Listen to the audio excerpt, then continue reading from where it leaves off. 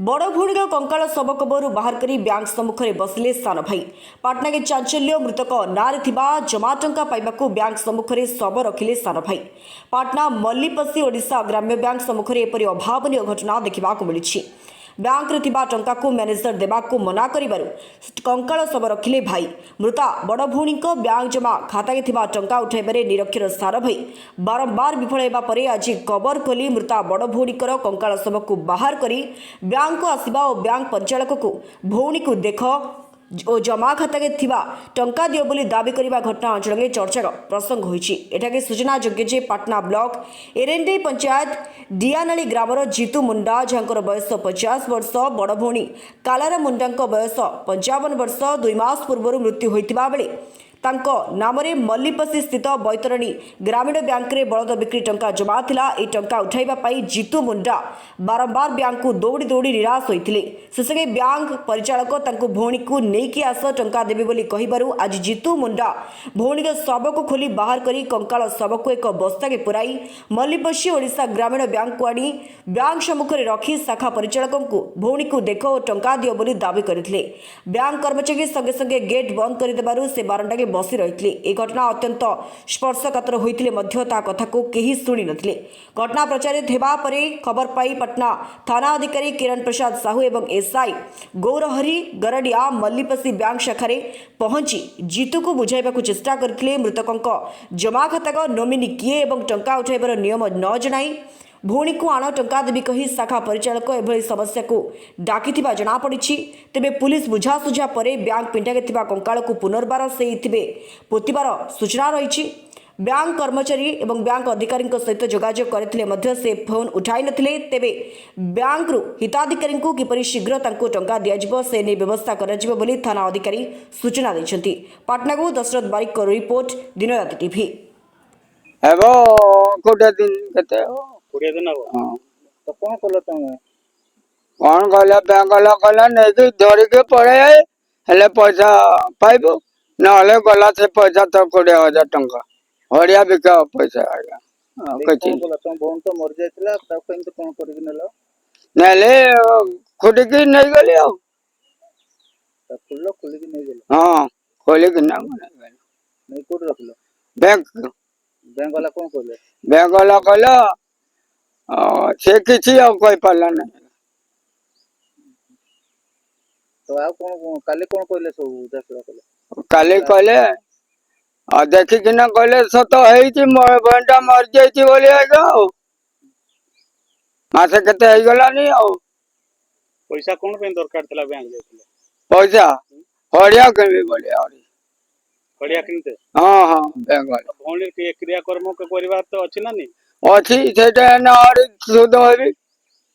नले कारण कौन है गाल को कुछ पानी दम नहीं आएगा कुछ सही तो क्रिया कर्म न कर तो गां लोक तुम तो बासंद करियो ना आ हरिया किनते पहुंचो हरिया के भेजे सेटा नले किन भी कोतली नले और ये सुध और है गला कौन करबे सुध है न नहीं दिला और दूसरा सुध सुध है ना नी सुध है दिन अगर काली नहीं गया और मोर अपमान टिके गां लोक कहले आ धरे सुध है बहुत मो ना सत्यव्रत नंद मो आंचलिक प्रबंधक ओडिशा ग्रामीण बैंक केउझर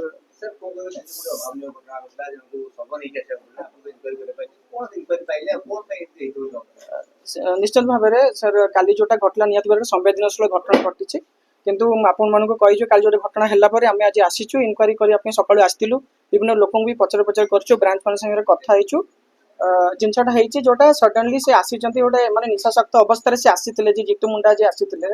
हठात कहले मो भौणी को पैसा उठे नेबे बोली तो सेटा तो एक्चुअली बैंक जोटा नियम अच्छी अन्य जनक पैसा जनक दि जाए तो नॉर्मली जोटा कथबार्ता होगी आपंकर डेथ केस जदि आपंकर मृत्यु प्रमाण पत्र दरकार कि जहाँ भी अच्छी मैनेजर तक कहते तेभी से ठीक से बुझी पारि ना आमती गोटे अभावन कम कर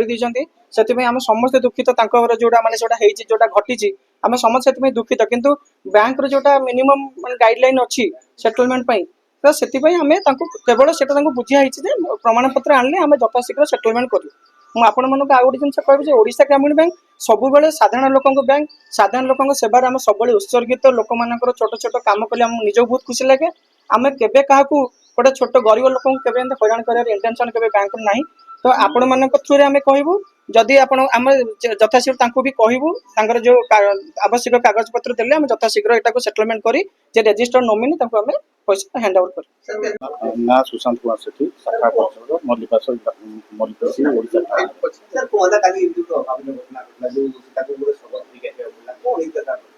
ସାର୍ ଯିଏ ସବୁ ହୋଇ ଆସିଥିଲେ ତାଙ୍କର ଭାଇ କଲରା ମୁଣ୍ଡା ତାଙ୍କର ଭାଇ ଜିତୁ ମୁଣ୍ଡା ନେଇକି ଯିଏ ଆସିଥିଲେ ସେ ପ୍ରଥମେ ଆସିଲେ ବ୍ୟାଙ୍କରେ ମୁଁ ମୋର ଭଉଣୀର ଖାତାରେ ପଇସା ଅଛି ଯାହା ମୁଁ ନେବି। ମୁଁ କହିଲି ନାଇଁ ସେମିତି ତୁମେ ନେଇପାରିବ ନାହିଁ, ଅନ୍ୟଙ୍କ ପଇସା ଆଉ ଜଣେ ନେଇପାରନ୍ତିନି। ନା ସେ ମୁଁ ହିଁ ନେବି, ମୁଁ ତାର ଇଏ ଅଛି ଆଉ ସେ ମୁଁ କହିଲି ତାହେଲେ ସେଇଟା କିଛି ଭଲ ମନ୍ଦ ହେଲେ ହିଁ ଯାଇକି ତମେ ନେଇପାରିବ, ନହେଲେ ନେଇପାରିବନି। ଇଏ କରି ତେଣୁ ତମକୁ ମୃତ୍ୟୁ ପ୍ରମାଣପତ୍ର ଦରକାର, ମୃତ୍ୟୁ ପ୍ରମାଣପତ୍ର ଆଣି ସାରିଲା ପରେ ଯାଇକିରି ନୋମିନି ସେଟଲମେଣ୍ଟ ହବ, ହେଲେ ନେବେ। ଏତିକି କହିଲା ପରେ ସେ ରାଗିକି ମୁଁ ତାର ଭାଇ, ମୁଁ ଯେମିତି ହେଲେ ଅଲବତ ନେବି, ଆଜି ପଇସା ନେଇକିରି ଯିବି। ମୁଁ ବି ଭାବିଛି ସେମିତି ହୁଏନି ବ୍ୟାଙ୍କରେ, ବ୍ୟାଙ୍କର ଗାଇଡଲାଇନ ଅନୁସାରେ ଯାହା ହେବା କଥା କାଗଜପତ୍ର ଆବଶ୍ୟକ କାଗଜପତ୍ର ଲାଗିକିରି ହବ। ସେ ସେଠୁ ବୁଝି ପଳେଇଲେ। ତାପରେ 2 ଘଣ୍ଟା ପରେ ତାଙ୍କର ସେଇ କଙ୍କାଳ ଶବଟିକୁ ନେଇକି ଆସିଲେ। ଆଗରୁ ବି ମୁଁ ଜାଣିନି ସେ କିଛି ଡେଥ୍ କରିଛନ୍ତି କ'ଣ, କି ଆଗରୁ 2-4 ଥର ବି ଆସିବାଟା ଯୋଉ କହୁଥିଲେ ବି ଆସିନାହାନ୍ତି, କାଲି ହିଁ ପ୍ରଥମ ଥର ଆସିଥିଲେ। ଏତିକି ସରିଲା। ତାପରେ ପୋଲିସକୁ ମୁଁ ଇନଫର୍ମ କରିଥିଲି, RM ସାର୍ଙ୍କୁ ଆମର ଇନଫର୍ମ କରିଥିଲି, ଆଉ ପୋଲିସ ଆସିଲେ ବୁଝାସୁଝା କଲା ପରେ ସେ ପଳେଇଲେ।